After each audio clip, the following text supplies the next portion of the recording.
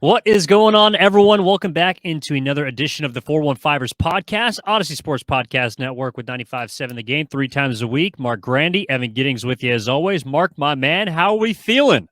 I'm feeling well, Evan. Getting fired up for NFL Super Wild Card Weekend. Should be a lot of fun. It kicks off with Niners Seahawks on Saturday at Levi Stadium, 1:30. Really looking forward to that. Then a full week of NFL postseason football should be a lot of fun. How are you doing? I'm doing well. I am ready. We're recording this Thursday night, getting ready to drop it on Friday morning. Your preview pod, as always, before every game. And at least we don't have to wait a couple of days before this game gets underway like usual. But, Marc, we were talking about this. The fact that the Niners have the first game of the weekend, it can either be a great thing or a horrible thing because, obviously, the Niners, as those of you watching on YouTube, those of you listening, are 9.5-point favorites. They're expected to beat the Seattle Seahawks pretty handedly at home as the 2 seed in the NFC. But, of course, if the worst happens, we'll discuss maybe how that can possibly happen. There's not a whole lot of avenues that I foresee. But if it does, you're then stuck watching football for the rest of the weekend wondering how the hell you lost. Whereas if you win, which is the expected, most likely outcome at this point for the 49ers, you're watching football saying, let me kick my feet back up, throw up, and crack a cold one and watch the rest of these games. Yeah, I think if you lose this game and you're a 49er fan, you might not be ready to watch more football after that. So you might just take the rest of the weekend off. Maybe you feel better Sunday evening. You watch the Sunday night game. Maybe you feel better Monday night. But I'm not sure you can go back to football Saturday if your team loses the first game of Saturday. So there's a lot riding on this game, of course, for 49er fans, but obviously for the players as well. And if you're watching on YouTube, you could see Niners 9.5-point favorites. So they are expected to win this game, as they should be, considering how talented they are and considering this is a Seahawks team that has not played great of late, but they did win in their final week to get into the postseason, got some help from the Lions, beating the Packers. But this is a game the Niners should win. Evan, we'll dive into all of it. But yeah, this is a game that they should win. And if they don't, we're going to be talking and remembering this one for a long time because this would be bad. Yeah, I think so. I think we're on the same page there, but let's just kind of let people know how we got to this point. Seattle, obviously, is this third time that Seattle and San Francisco are playing each other. First game was week 2 at Levi Stadium. The Niners absolutely waxed the Seattle Seahawks 27-7. Of course, that's the game in the first quarter in which the 49ers lose their first starting quarterback of the season in Trey Lance, but they win 27-7. Seattle does not score a single offensive touchdown that day. And then fast forward to week 15, after the Niners go through another starting quarterback, they end up with Brock Purdy, who makes his first road appearance in the NFL. San Francisco wins that matchup 21-13. At that point, they clinched the NFC West with that win. Brock Purdy threw for 2 touchdowns, despite also having a bit of an oblique injury that day. And it also marked the first season sweep for the San Francisco 49ers over their division rival since 2011. So it does feel like the Niners have all the momentum on their side, and understandably so. But Marc, what's your first impression of this matchup? Because obviously a lot of people are expecting the 49ers to take care of business, but the Seahawks are playing with nothing to lose at this point. And despite Pete Carroll maybe sugarcoating and throwing some softballs, trying to soften up the 49ers and their fan base earlier this week, it does... I believe that it does set up for a scenario where Seattle can throw the kitchen sink at San Francisco and not have to worry about anything because they weren't expected to be here in the first place. Yeah, you're right. That's exactly how this sets up. And I'm glad you brought up Pete Carroll because we also teased it a little bit in our last episode. I do have a couple of pieces of sound from Pete Carroll earlier this week. I want to get to him here. This was his first media availability of the week after the Sunday night game when the Lions beat the Packers. And he was talking about how, it was great to be a Lions fan. They got the job done, but guess what? Now we have a big challenge ahead of us. Here's Pete Carroll. So sunk into the being Lions fans, man. We love the Lions. Coach Campbell did a great job with his crew, and they played a fantastic football game to get the win, to give us the chance. So we're going to try to do something with it. Unfortunately, we're playing the Niners, and they're loaded and healthy and on a roll and about as hot as you could possibly get. And doing it in a really commanding fashion, too, with the young quarterback who's doing so well, just kind of would buck the odds, that everybody would think you could do that. And everybody in the media anyway. We'll see how we get our guys back for this weekend. It's coming up quick with the Saturday ball game, and we've already started our week and we're underway.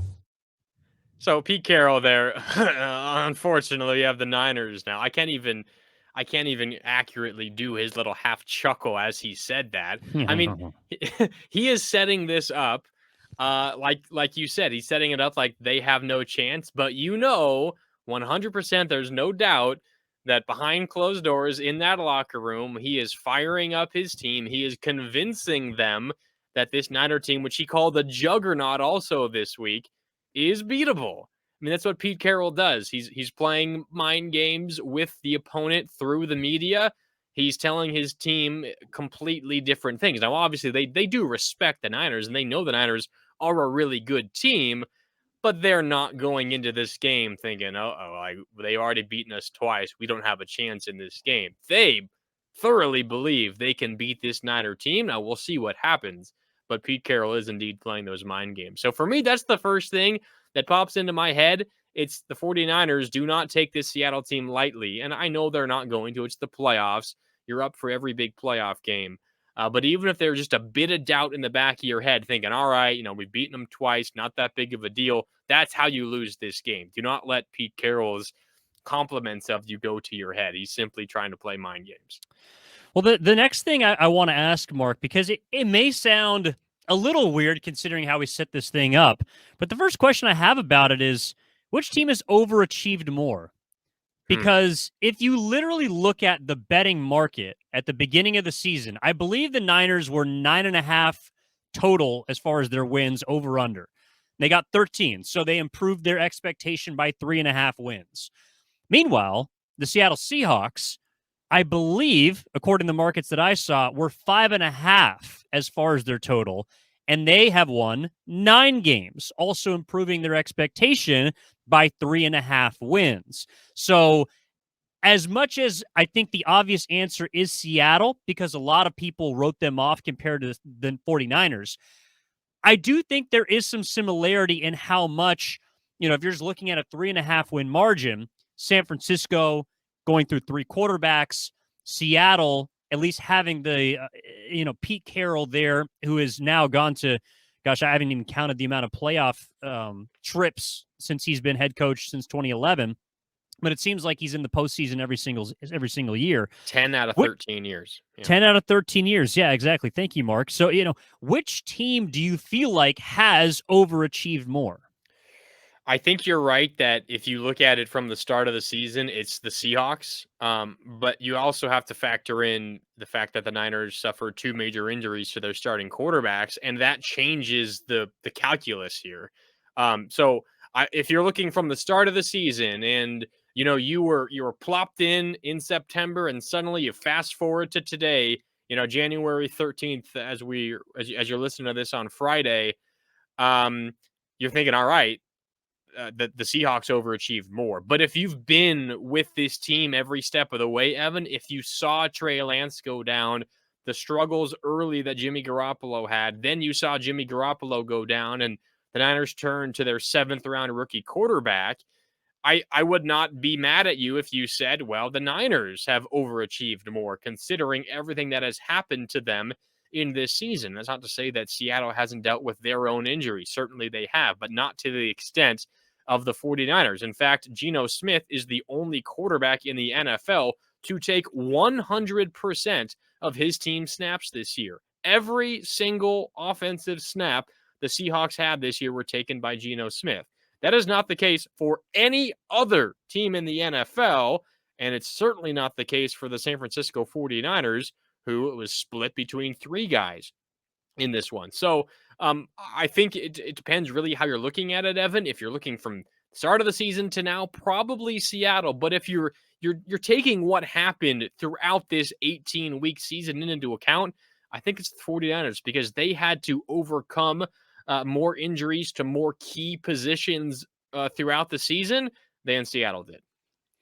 Yeah, I think there's a fair argument there. I would still probably lean Seattle, and the reason being, outside of the quarterback position, the 49ers have had pretty much everyone available to them. And a stat I saw earlier tweeted out by Nick Wagner of ESPN, of the 23 projected starters at the beginning of the season for the 49ers, they will have 21 available on Saturday against the Seahawks. So Emmanuel Mosley and Trey Lance would be the only two that they did not. Yeah. When you factor in the starting quarterbacks that had to come after Trey Lance, I do think that we are a bit prisoner of the moment because of how well Brock Purdy has played. And I do think you're right that not expecting that, especially midway through the season, and getting Christian McCaffrey in and getting healthy at the right time has spurred this 10-game win streak, which would, of course, maybe push me towards, well, yeah, if at full health with all their complement of pieces, the 49ers should be maybe not a 13-win team, but definitely a double-digit win team and in the playoffs. Whereas Seattle, people were saying that they might not win 3 games. This team's going to be absolutely terrible. And the next question off of that, I guess, would be, because I saw earlier today that Christian McCaffrey is the betting favorite, or one of the betting favorites, depending on where you look, for comeback player of the year. But it seems like the guy on the other side of the field, Geno Smith, has an equal seat at the table, considering he's never really been a full-time starting quarterback. And this year leads the league in completion percentage through 30 touchdowns. In his first season, Seattle is the all-time single-season passing leader following Russell Wilson. So it is interesting. Although there is a lopsided amount of talent, I do think there is a discussion to be had as far as the overachievement between both teams and individuals. I think your point is right. However, if Geno Smith wins comeback player of the year, I'll be upset. What did he come back from? The bench? He didn't come back from anything. He came back. Don't get me wrong. He had a great season, but he didn't come back from anything. He came back from riding the pine. Yeah, he came back from irrelevance. Like he was Mr. Irrelevant, Mark. Let's be honest here. Geno Smith's career was over.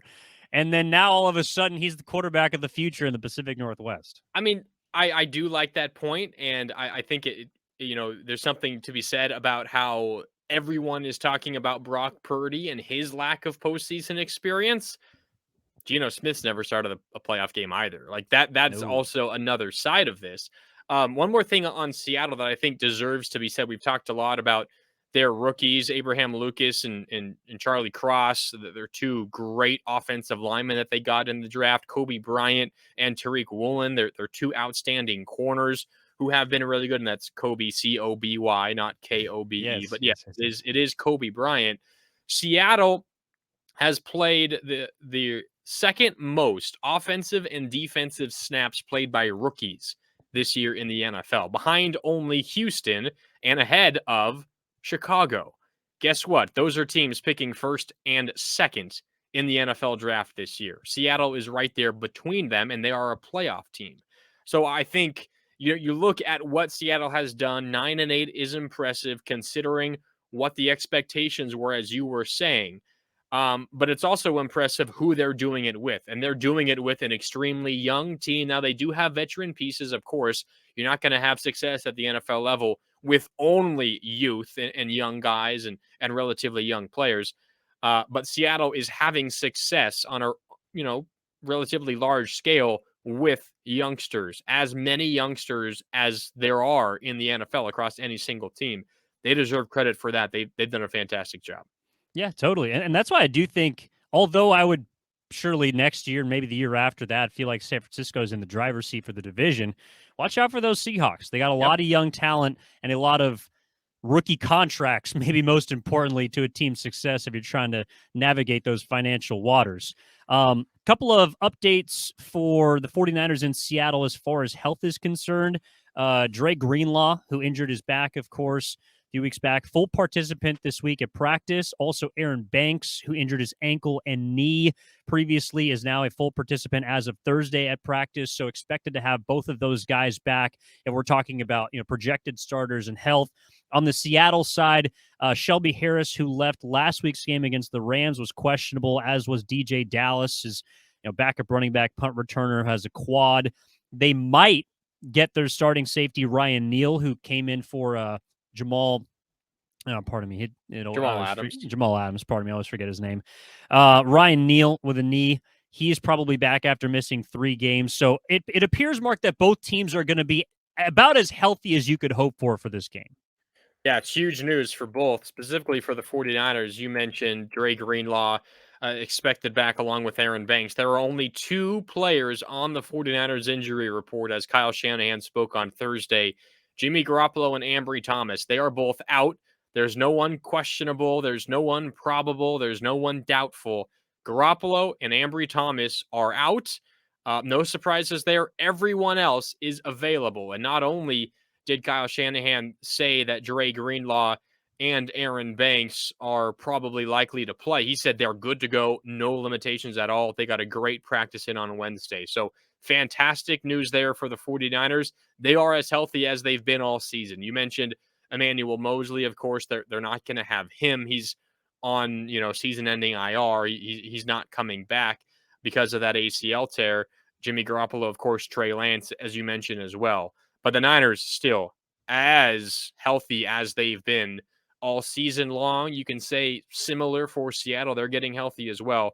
But the 49ers, they haven't quite seen this roster, at full strength. And I guess it's not total strength as we've talked about, but this is about as close as you can get. And I know not everyone's 100% going into the playoffs. No one is. But the Niner team has never been healthier than they are right now. And that's fantastic news. Yeah, definitely. It appears that the 49ers, health-wise, would be peaking at the right time as much as they could.